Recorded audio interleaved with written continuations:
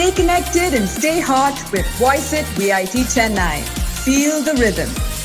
तुम सुनो सबको सुनाओ वॉइस इट वीआईटी रिदम तो फील करो मेरे भाई வாய்ஸ் இட் விஐடி சென்னை கூட சேர்ந்து சிரிங்க சிந்திங்க கவலைகளை மறந்து ரிதம் ஃபீல் பண்ணுங்க వింటూనే ఉండండి వినిపించే వినోదం voice it from VIT Chennai feel the rhythm ഇപ്പോൾ നിങ്ങൾ കേട്ടുകൊണ്ടിരിക്കുന്നത് voice it VIT Chennai feel the rhythm കാതോർക്കൂ മനസ്സ് നിറയ്ക്കൂ.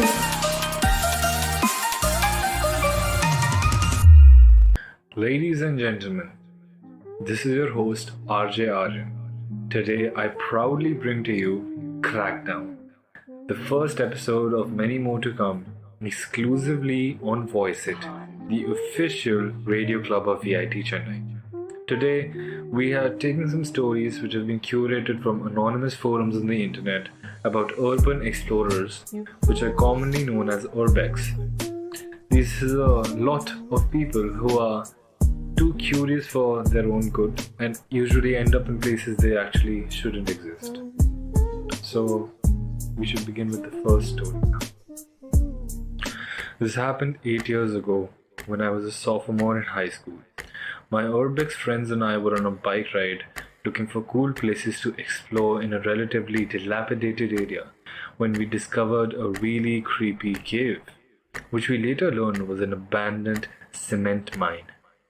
We did some mild exploring that first day, but quickly realized it would require more specialized gear to actually go through it. About a week later, 5 of us came back with the proper gear, a camera, and huge flashlights along with respirators to see if we could get into the mine. We discovered that there was basically one main shaft that sloped downward and deeper into the earth, so we followed that main route naturally. It was wide enough for a car to drive down and was very well graded, so the walking was relatively easy. There were many rooms, old machinery and rusting equipment off of the main shaft, but we mostly avoided it in the beginning because we were trying not to get lost or confused. Along the way, the walls were littered with classic abandoned graffiti. X was here, swastikas, initials, dates, phallic drawings. As we got deeper and deeper though, the graffiti really started to thin out. At this point, the light from the entrance was long gone and we were relying solely on flashlights. The air was so stagnant and hazy with particles that the light from our flimsy flashlights would only go for 20 feet or so before getting totally obscured by the dusk. Thank goodness we got the respirators. The glow sticks we had brought were completely useless because they would disappear in this monotonous haze only after a few steps of dropping them, and we had only brought about 10 or so. At this point, we started arguing amongst ourselves. Several of the crew was nervous, and going deeper into the mine was a really terrible idea. We didn't have a good way out or to prevent us from getting lost about a quarter mile into the earth right now. The rest of us managed to override that sentiment of fear by assuring them that the path was easy and as straightforward as it could get. So we had to try really hard to actually get lost. We were going to rely on our level-headedness, sense of direction, and the flashlight batteries most importantly, in order to get out alive. Despite the agreement to push on, it was becoming very creepy for everyone. We walked a while in silence, hearing nothing but our own movements and the steady drip of water coming from somewhere deep in the cave. I think we were all pretty scared at this point of time, but no longer willing to admit it to each other. Then we stumbled across something that made us all stop cold in our tracks. Dug into the side of the deep stone shaft was slowly descending into a tunnel, an offshoot tunnel. It was narrow. You'd have to crouch through to get to it. It was also a good few feet off of the ground, so it required us to scramble to reach it. But that wasn't what made us stop. It was the graffiti. We hadn't seen any graffiti for 10 minutes, or assumed that the artist never went this deep into the rabbit hole. The tunnel was lined with words written in white, all of them somehow relating to death and destruction. Scroll through the funnels were words like suffering, pain, plague, disease, and most importantly, hell. It was really terrifying. Who else would come this far just to write such terrible messages in the tunnel, which completely broke off from the main path, but there was no turning back now. We had seen what the tunnel led to. Despite our fear, we were overpowered by our intense curiosity once again. So one by one, we crawled through to the tunnel to the other side. What we found was a strange flooded chamber. Around the pool of water were many large stones, each covered with dozens of burned out tea candles. There must have been hundreds of tea candles used in this place. The walls had a few satanic faces poorly graffitied onto them, and the tunnel entrance back to the main shaft was ringed with a spray-painted, blood-stained mouth. What the actual hell was this place? Some weird ritual site for local Satan worshippers? A massive, eyes wide shut kind of a party? Some sort of elaborate hoax set up by a bunch of kids and teenagers? We couldn't find much evidence to figure it all out, and we were running out of adrenaline to keep us exploring and driven. We all crawled out of the weird hellhole and back into the main shaft, where we promptly headed towards the exit. When we finally saw that pinprick of natural light coming from the real world outside, we were flooded with relief. We never did actually figure out the mysterious cavern was for, and I think I'm content to leave it a mystery. Now, we didn't hear any monsters in the depths of the tunnel, or any Satan worshippers themselves just found us in that room, buried deep in an old forgotten mine and thinking about the horrible things that might have happened inside. Needless to say, it was enough to creep us all out for a really, really long time.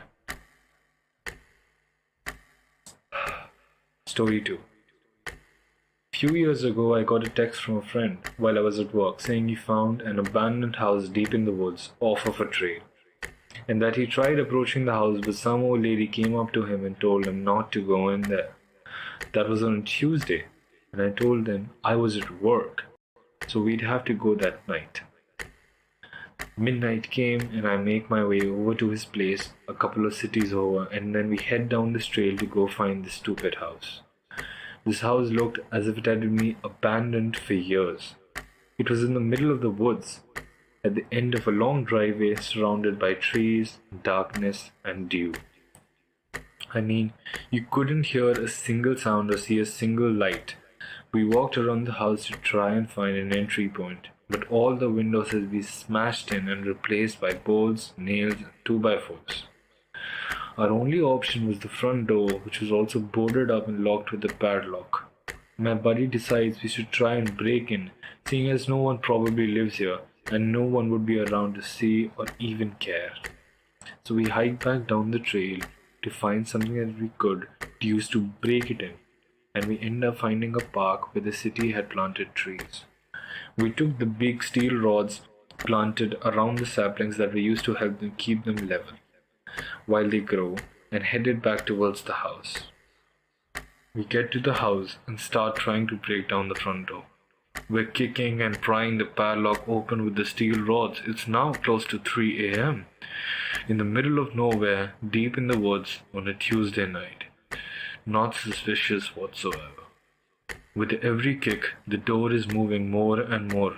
We're getting a solid 2 feet of give with every kick, and the wood is cracking. We're almost in. All of a sudden, light starts getting bright. I mean, really bright. Too bright to be the sun starting to come out. I turn around and see 6 trucks speeding down the driveway towards us. I yell at my buddy and tell him we have to get the hell out of here. As the trucks pull up to the house, we race around and sprint into the trees. The house happened to be at the very top of a steep hill in the woods. We're running down it and tripping every other step because we're in complete darkness and we can't see what's even a foot in front of us. I look back and there's a bunch of men with flashlights following us, so I start to run faster. All of a sudden, I drop. I feel a sharp pain in my left thigh and I can't seem to move it at all. There was a sudden drop in the hill and I landed on a fallen tree. My leg was bleeding, but the men were still following us, so I had to get up and keep trudging.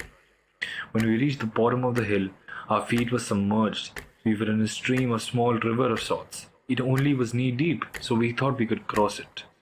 On the other side, we find ourselves at the bottom of another hill. So we climb up and look for an exit to the forest. Once we were at the top, after that we felt like an eternity of climbing. We see light piercing through the trees up ahead. It must be morning, so we head over to the edge of the forest and find a cul-de-sac. We hear a car speeding towards us, so we hide in a bush. From there, we wait to see if men and trucks were coming to look us on the other way. It was a goddamn cop, doing about 80 kilometers in a small residential neighborhood with no sirens or no lights. This car had blacked out plates, and this was the complete nightmare bad cop dream I've always had. We wait for him to reach the other end of the cul-de-sac and start walking towards actual civilization. For the next hour, as we are making our way back home, we must have seen about 10 or so more cop cars, all driving around and circling around the neighborhood we were walking through. Every time we would hear a cop, we would jump into a bush and wait for it to go by. We got back to my buddy's place at 5 a.m. He was bummed out that we never got into the abandoned house, but I was relieved. Had we been inside, I wouldn't have seen the trucks pull into the driveway, and who knows what kind of trouble we would have gotten into, or what would have happened to us. Thinking back to it and seeing the cops who were involved, we assumed it was some sort of drug cartel operation. Thank God we got out of there. Story 3.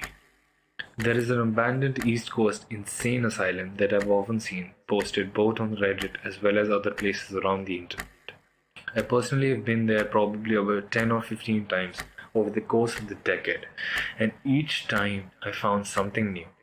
The complex is spread out, it's massive.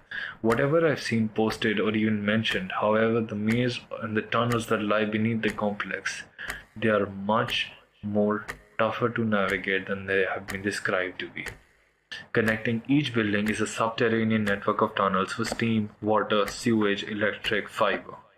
The tunnels all roughly 10-15 feet under the ground and quite long. They lead onto the basement of each structure in a portion of the complex with an emergency escape hatch that leads out into the woods between buildings in a portion. One really weird thing about this is most of the entrances out to the tunnel system are hidden well within 6 feet thick walls. I exited through a door once and found myself in a room that was the complex's post office, where I had been 5 times before, and I had never even noticed that there was a hidden passage integrated into the wooden paneling. The complex has been abandoned for a total of about 30 years. Parts of the tunnel are very wet with leaking water, sewage, and broken wiring. When you're down in them, you constantly hear environmental noise as well as a series of echoes from your own movements. It's truly a place where even your shadow can scare the wits out of you. There is nothing reflective down there. Complete and total obsidian black. There are no outside sources of light. If you don't have a bright enough flashlight, it can get difficult to make out features of things in the distance. Even a tap might scare you. You're relying a lot upon the sight, tonal differences of what you can see and determine when something is off in the distance before you're right upon it. For the terror of the tunnel. First of all, I have a habit of going into these places by myself, which in retrospect is completely stupid.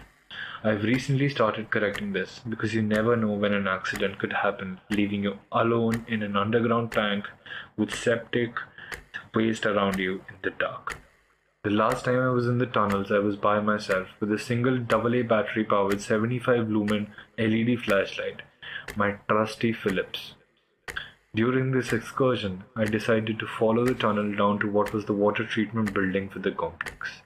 The tunnel slopes downward, so the leaking water previously mentioned ran down and collects at the tunnel's end, making a death pool of sorts. So at the end of the tunnel, I entered this large room with 2 15-foot tall water storage tanks. There's probably an inch of water and muck on the floor, which makes this noise when you walk. I'm standing still, probing with my flashlight, and from the opposite side of the room, about 20 feet away, I hear there's something else in this underground room with me. I shine my flashlight across the room and I don't see anything, but I keep hearing the wet footprints. All of a sudden, I shine the light on this human-shaped object that is just black. There's no difference in shading, no crevice, no crease, no symmetry. It's just a shadow against the peach-colored concrete wall. I stammer out, hello? And all of a sudden, I can see this person's two eyes flash up. These eyes are reflecting back off my flashlight, and that's all I can see. I don't know if the person was in a ghillie suit, but it was impossible to make out anything worth distinguishing. I don't know what kind of weirdo sets out in a full black outfit to rummage around the underground. So at this point, I flip out. I spin 180 degrees of my heels and bolt. I fly up the inclined tunnel, slipping and sliding over the place, over this damn concrete. I fell upon my hands a handful of times. I sprained my wrist badly and I got a number of cuts on my one knee. That run through the underground tunnels felt like an eternity. If you've ever seen the subway scene from the movie 28 Weeks Later, you've known that the closest thing that I can approximate to. It was the closest thing I've ever experienced to a living nightmare. A true monster chasing behind me. I've been terrified all my life about it. Looking back, I'm sure whoever I met down there in the dark was probably as terrified and as shell-shocked as me. I have no reason to believe they followed me, and they probably ran back the way they came, same as I did. I noticed that they didn't have a flashlight on, so what I think probably happened is that they noticed my light and pulled up a hoodie over their head, turned the light off and tried to hide as best as they could. Anyway, if there's a takeaway from this, it can be summed up into a single fantastic sentence. Don't enter strange underground tunnels through hidden doors beneath long abandoned and forgotten insane asylums with a single tiny flashlight while you're all alone. Ladies and gentlemen, that would be my time for today. And it's up to you, the viewer, the listener, to decide whether these stories are true or whether they're completely made up. I'm sure you can dig through and scrape through the internet and archives and find out whether they are actually verifiable claims. And it's been great, and I would love for you to join the same time next week. Crackdown with RJ Aryan, exclusively on Voice It, the official radio club of VIT Chennai. This has been my time. Thank you very much for joining in. Peace.